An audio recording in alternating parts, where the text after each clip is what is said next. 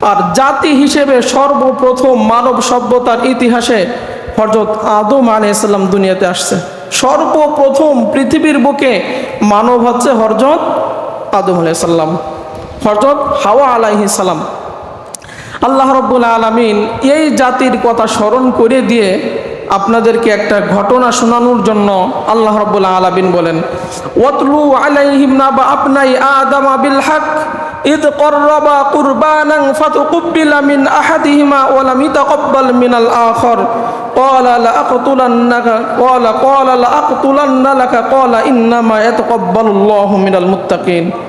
যে মানুষদেরকে আদম আলাইহিস সালামের দুই সন্তানের কুরবানির ইতিহাস শুনিয়ে দাও।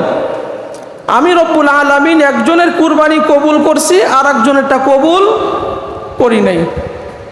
যার কুরবানি কবুল করা হলো তাকে হত্যা করতে চাইলো, যার কুরবানি কবুল করা হলো না ওই ব্যক্তি হত্যা করতে চাইলো। তার মানে হাবিলের কুরবানি কবুল হলো, কাবিলেরটা কবুল হয় নাই। কাবিল হাবিলকে হত্যা করার জন্য সিদ্ধান্ত নিল। হাবিল এক পর্যায়ে বলল যে আল্লাহ রাব্বুল আলামিনের জন্য আমি এক নিষ্ঠার সাথে কুরবানি করছি, খালেস দিলে। আর আল্লাহ তো রব্বুল আলামিন মুত্তাকিদের কুরবানি কবুল করেন, এখানে আমার দোষ কোথায়? তুমি আমাকে কেন হত্যা করবে? এখানে একটা গুরুত্বপূর্ণ কুরবানির শর্ত, আপনার মুত্তাকি পরেজগার নামাজিওয়ালা আপনার হতে হবে।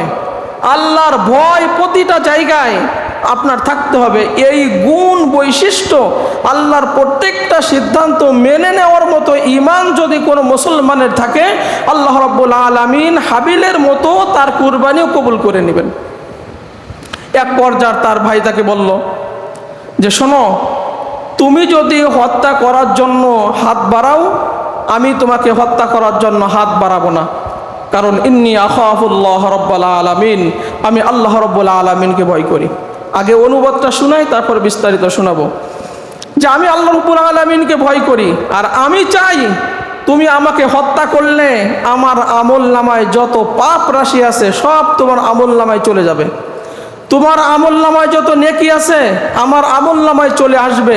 ফাতাকুনা মিন আসহাবিন নার, আর ফলে আল্লাহ রাব্বুল আলামিন তোমাকে জাহান্নামের আসামি বানাবে, আর আল্লাহ রাব্বুল আলামিন আমাকে জান্নাতের অধিবাসী বানাবে। কিন্তু তারপরেও এটা কাবিল শুনল না, এতটা পেয়ে বসলো, তাকে হত্যা করলো। হত্যা করে সিদ্ধান্ত নিল এখন কি করব, খুঁজে পায় না। এক পর্যায়ে আল্লাহ সুবহানাহু ওয়া তাআলা দুনিয়াতে দুটো কাক পাঠালেন। কাকে ঠুকাঠুকি করতে করতে একজনকে মেরে ফেললো, আর সে তার পা দিয়ে মুখ দিয়ে মাটি খুঁড়ে সেখানে তাকে পুঁতে ফেললো। এই দৃশ্য কাবিল দেখে বুদ্ধি গজালো, এইভাবেই ভাইকে কবরস্থ করতে হবে, মাটি দিতে হবে। এই আয়াতের তাফসীরের মধ্যে আল্লাহ সুবহানাহু ওয়া তাআলা কাবিলকে ডাক দিয়ে বলেন, কাবিল তোমার ভাই হাবিল কোথায়? বললা আল্লাহ আমি জানি না, মিথ্যা কথা বলতেছে, আল্লাহ আমি জানি না। আল্লাহ সুবহানাহু ওয়া তাআলা বলেন যে জমিন আমাকে ডাক দিয়ে বলতেছে, আল্লাহ আদম আলাইহিস সালামের সন্তান কাবিল তার ভাই হাবিলকে হত্যা করে তার রক্ত আমার মুখের উপরে ঢেলে দিয়েছে। জমিন সাক্ষী দিচ্ছে, আর তুমি বলো যে আমি জানি না, তুমি তো তোমার ভাইকে হত্যা করছো, জমিন সাক্ষী দিচ্ছে। অতএব তুমি যদি অনুশোচনা না করো, তাওবা না করো, ভুল স্বীকার না করো। কাবিল ছিল কৃষক, জমিনে ফসল উৎপাদন করত। এই জমিনের বুক থেকে মরার আগ পর্যন্ত তোমাকে একটা ফসল দেওয়া হবে না, খেতে দেওয়া হবে না। আখিরাতে শাস্তি সেটা আলাদা। আল্লাহ রাব্বুল আলামিন হাবিল হত্যা করছে কাবিলকে, আল্লাহ রাব্বুল আলামিন এই তথ্য জমিন সাক্ষী দিয়ে জানিয়ে দিয়েছেন। তাহলে সম্মানিত ভাইরা আমার, আল্লাহ রাব্বুল আলামিন বলেন ওয়াতলু আলাইহিম নাবা আবনাই আদম বিল হক। আদম সন্তানের দুই জনের কুরবানির ইতিহাস মানুষকে জানিয়ে দাও, যাতে মানুষ এখান থেকে শিক্ষা নিতে পারে। এখন প্রশ্ন যে আল্লাহ রাব্বুল আলামিন কেন তাকে কুরবানি করার নির্দেশ দিলেন? নির্দেশ দিলেন হচ্ছে, প্রথমেই বলছিলাম যে প্রত্যেকটা সিদ্ধান্ত মুসলমানের আল্লাহর সিদ্ধান্ত মেনে নিতে হবে, আল্লাহর কাছে আত্মসমর্পণ করতে হবে, আল্লাহর ডিসিশন মেনে নিতে হবে, নতুবা আপনাদের কুরবানি কারোরটা কবুল হবে না। প্রত্যেকটা জায়গায় আল্লাহর সিদ্ধান্ত মেনে নিতে হবে। হাবিল আল্লাহর সিদ্ধান্ত মেনে নিছে, কাবিল আল্লাহর সিদ্ধান্ত মেনে নেয় নাই, এই জন্য একজনের কুরবানি কবুল হয়েছে আর একজনেরটা কবুল হয় নাই। এখন কুরবানি করতে বলছেন কারণ হচ্ছে আল্লাহর সিদ্ধান্ত ছিল যে মানব বিস্তার করার জন্য আল্লাহ রাব্বুল আলামিন জোড়ায় জোড়ায় সন্তান দিতেন, একসাথে একটা ছেলে একটা মেয়ে।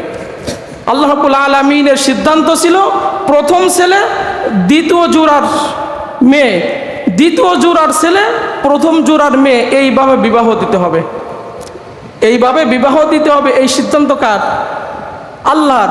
কিন্তু এই সিদ্ধান্ত আদম আলাইহিস সালামের ছেলে হাবিল মেনে নিয়েছে, কাবিল এই সিদ্ধান্ত মেনে নেয় নাই। কারণ কাবিলের সাথে যেটা জন্মগ্রহণ করছে খুব সুন্দরী ছিল, ভালো ছিল, আর হাবিলের সাথে যেটা জন্মগ্রহণ করছে সেইটা একটু কালো ছিল, দেখতে ভালো ছিল না। এই জন্য আল্লাহর এই সিদ্ধান্তটা সে মেনে নিতে পারি নাই।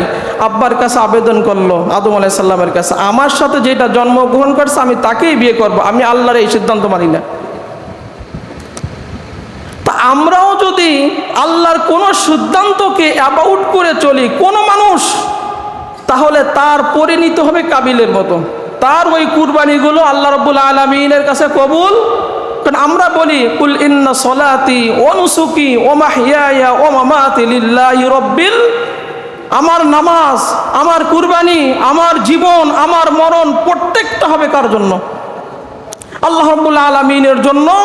যদি হয় আপনার নামাজ, আপনার কুরবানি, আপনার জীবন, আপনার মরণ যিনি কবুল করবেন তিনি কে?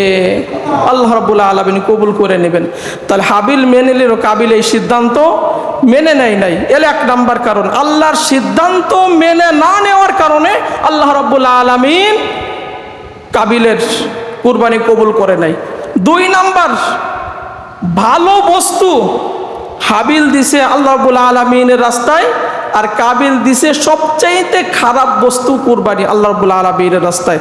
আল্লাহ রাব্বুল আলামিন বলেন ঠিক আছে, আদম আলাইহিস সালামকে ওহী নাজিল করলেন, তোমার সন্তানরা যখন আমার সিদ্ধান্ত মানতেছে না, কুরবানি করতে বলো। যার কুরবানি কবুল হবে সে আমি যে সিদ্ধান্ত দিছি ওই অনুপাতে বিবাহ হবে, আর যার কুরবানি কবুল হবে না তাহলে আমার এই সিদ্ধান্ত তার মেনে নিতে হবে। দুই ভাই কুরবানি দিল। হাবিল পালন করত ভেড়া, বকরি, দুম্বা, এইগুলো পালন করত, আর কাবিল কৃষি কাজ করত। সে সবচাইতে খারাপ চিটা, যেগুলো ভালো ফসল না, এইগুলো উৎসর্গ করলো, কুরবানি করলো আল্লাহর জন্য। আর হাবিল আল্লাহ রাব্বুল আলামিনের সিদ্ধান্ত এতটা মেনে নিল, সবচাইতে ভালো যে দুম্বাটা ছিল, হৃষ্টপুষ্ট, তাজা, দেখতে সুন্দর, এইটা আল্লাহ রাব্বুল আলামিনের রাস্তায় দিয়ে দিল। আর সেই জামানায় কুরবানি কবুল হওয়ার নিদর্শন ছিল আগুন এসে ভস্ম করে দিত। তো দেখা গেল এক পর্যায়ে, ছোট্ট করে বলি, এক পর্যায়ে আল্লাহ রাব্বুল আলামিন হাবিলের কুরবানি কবুল করছে, কাবিলেরটা কবুল করে নাই। এখান থেকে আমরা একটা জিনিস পাইলাম, কোনো ব্যক্তি যদি আল্লাহ রাব্বুল আলামিনের রাস্তায় কিছু উৎসর্গ করতে চায়, কুরবানি দিতে চায়, সবচাইতে ভালো বস্তুটা দিতে হবে। কারণ কুরআন বলে লাং তানালুল বিররা হাত্তা তুনফিকু মিম্মা তুহিব্বুন, ততক্ষণ পর্যন্ত তোমাদের কোনো সাদাকা, কোনো জিনিস আল্লাহ রাব্বুল আলামিনের দরবারে কবুল হবে না যতক্ষণ না তোমার পছন্দনীয় বিষয়, তোমার পছন্দের যে জিনিসটা আছে ওই বস্তুটা আল্লাহ রাব্বুল আলামিনের রাস্তায় না দিবা। আপনি পশুপালন করেন, সবচাইতে ভালো পশু আপনি দেন। আপনি আল্লাহ রাস্তায় একটা টাকা দেন, আপনার ওই টাকার মধ্যে চকচকি টাকা যেটা, ওইটা আপনার দিতে হবে, নতুবা আপনার ওই দান কবুল হবে না। ভালোটা আপনি রেখে দিলেন, খারাপটা, সিরাটা মসজিদে মানুষ দেয়। দান করতে গেলে সিরাটা আল্লাহর রাস্তায় দেয়, যেটা চলে না, অথচ ওই দান আপনার, কুরআন বলতেছে সূরা আল ইমরানে, লাং তানালুল বিররা হাত্তা তুনফিকু মিম্মা তুহিব্বুন, ভালো বস্তু আল্লাহর রাস্তায় না দিলে ওইটা কবুল। তাহলে দুই নাম্বার আমরা কারণ পাইলাম যে ভালো বস্তু কুরবানি দিছেন হচ্ছে হাবিল। আল্লাহ রাব্বুল আলামিন তার দুম্বাটা কি করছেন? কবুল করে নিছেন, এবং আল্লাহর সিদ্ধান্ত সে মেনে নিয়েছেন।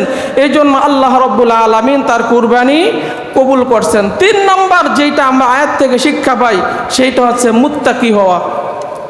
মুত্তাকি হওয়া, আল্লাহকে ভয় করে চলা, আল্লাহর সিদ্ধান্ত মেনে নেওয়া, আল্লাহর প্রতিটা হুকুম আহকামের প্রতি শ্রদ্ধাশীল হওয়া।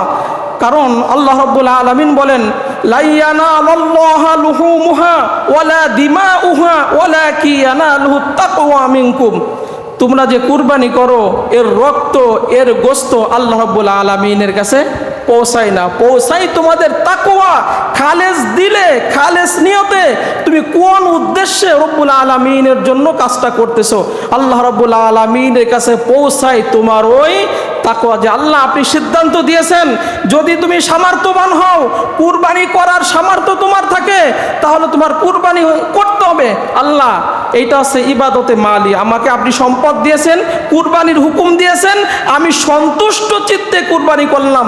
আল্লাহ রাব্বুল আলামিন বলেন ওই সমস্ত মুত্তাকি বান্দাদের আমি রব্বুল আলামিন কুরবানি কবুল করে নিব।